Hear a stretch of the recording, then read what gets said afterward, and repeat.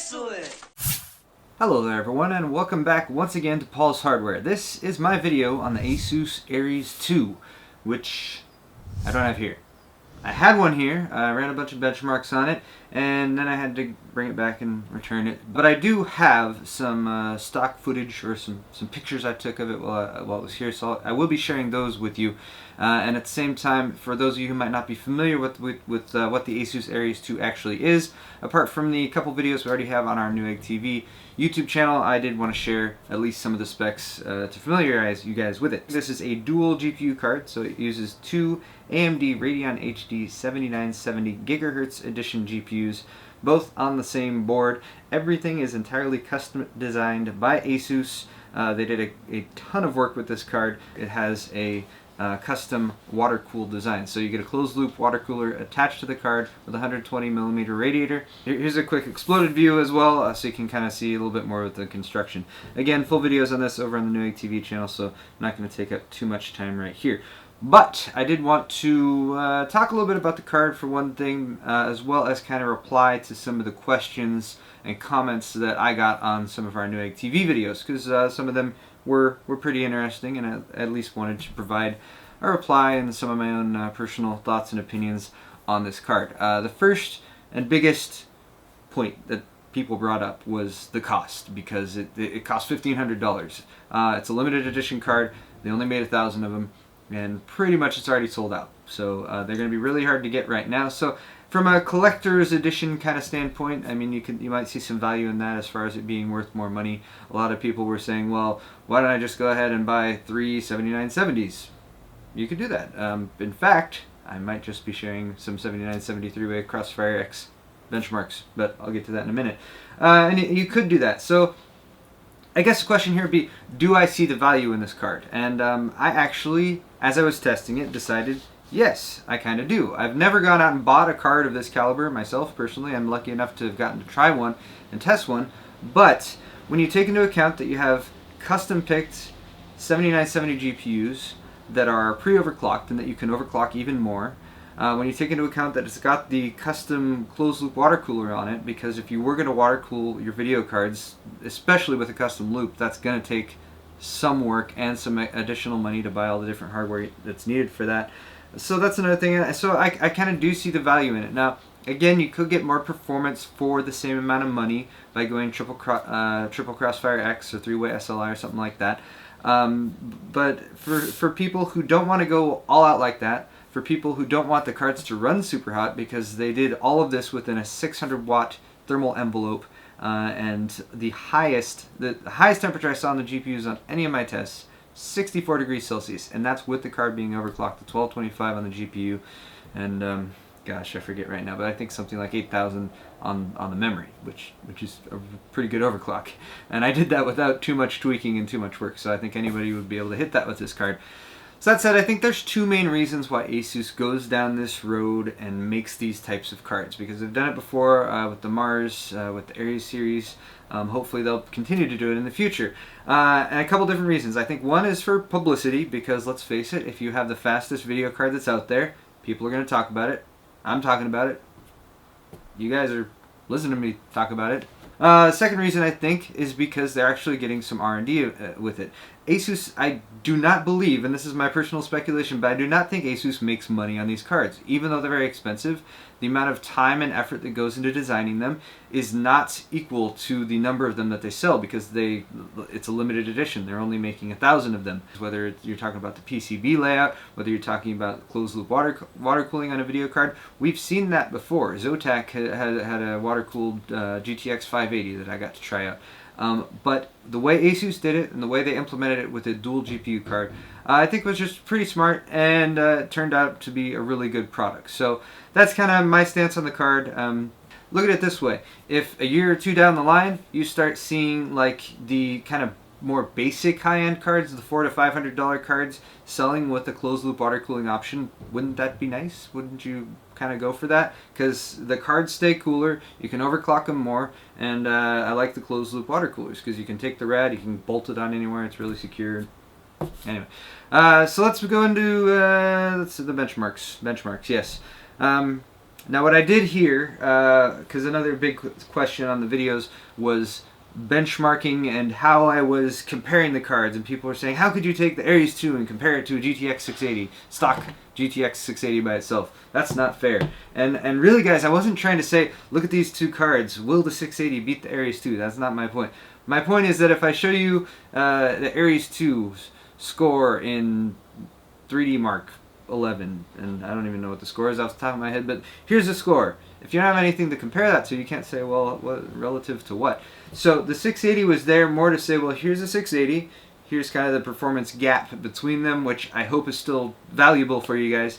But this video is more about a benchmark battle. So what I did, by popular demand, was I took my ARES 2 benchmarks, took my ARES 2 overclock benchmarks running on this test bed over here, which is a 3960X.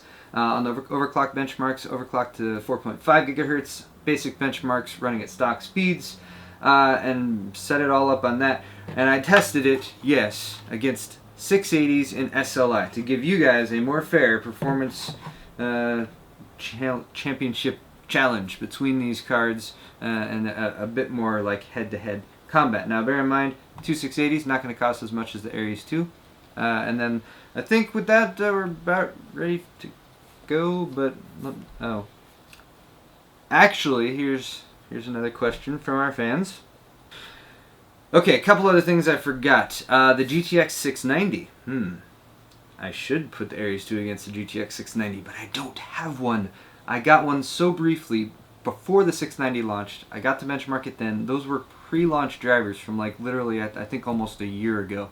So without one to retest right now with current drivers on the current test bed with updated everything, I don't feel right comparing those to each other. Same thing with the Double 13 7990 by Power Color. Again, I don't have one right now to test on this test bed in particular, and I don't have one to test with updated drivers because that does affect the outcome. Anyway, oh, I see another suggestion here. How about the 7970s in Crossfire X two-way? That is a good question. All right. For your edification, I will also be throwing in the HIS IceQ X2 version of the Radeon HD 7970 GHz edition. Again, this is a factory overclocked version of the 7970. The GPU frequency on this one is going to be running at 1050. So I got two of these in two-way Crossfire X. They got custom coolers, so that should give a little bit better performance comparison, because these are 7970 gigahertz editions against the 7970 gigahertz editions in the ARES 2. How's that? That work for you guys? No, I see it doesn't. Okay, GTX 680 stock is like, why would you even bother doing that, testing the stock GTX 680 when there's so many like custom awesome GTX 680s that are out there you can test it against? Well, it might mean another 4 or 5 hours of benchmarking, guys, but I'm going to do that for you right now. Okay, so I will now be also including, along with the GTX 680 reference design SLI benchmarks, two-way SLI, I'll also be including two-way SLI benchmarks with this guy right here. This is the Galaxy GTX 680 GC overclocked, custom designed, white edition PCB GTX 680. So I'll also be doing this guy in two-way SLI, and hopefully that should satisfy all the requested comparisons. Wait. One last question. What would it take to beat the ARES 2? A very good question.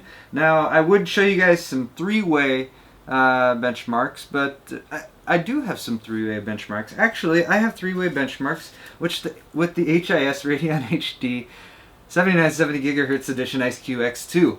I'm kind of curious. The ARES 2 overclocked against three-way Crossfire X. Bear in mind, guys, my three-way Crossfire X numbers not on the same test bench. These were on a Gigabyte Z77X UP7 motherboard. So that's a Z77 chipset. That's a 3770K processor. The Gigabyte motherboard has a multiplexing chip, so it actually is really good for 3- and 4-way Crossfire X or SLI benchmarks. Everything else is on the same test bed with the 3960X. I am spent. No more time for benchmarking. So here you go, guys. My benchmark battle with the ARES 2.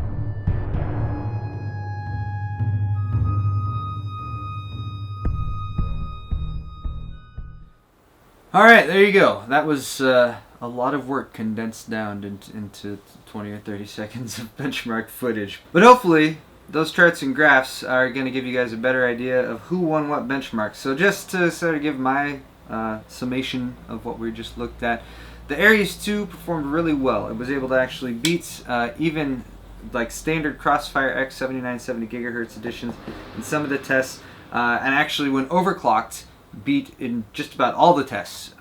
So overclocking, it's fantastic. But of course, the 3-way Crossfire X configuration did come out on top. So if you're gonna beat an ARES 2, you gotta go with a 3 GPU configuration, or you gotta overclock the crap out of your existing 7970s. And as you guys might be able to tell, I spent a lot of time on the benchmarks for this video, and unfortunately that's one last thing that I could have done. I could have overclocked the 7970s here, but I ran out of time. I'll see if I have a chance to do that in the future, but I'm not going to make any promises. That's going to wrap it up for this video, guys. Again, this has been my benchmark battle with the ASUS ARES 2, as well as a collection of the video cards that you guys can see in front of me. Thank you very much for watching. If you enjoy the benchmark battle types of videos, please toss a like my way. Be sure to subscribe if you want to see more. Thanks, everyone. We'll see you all next time.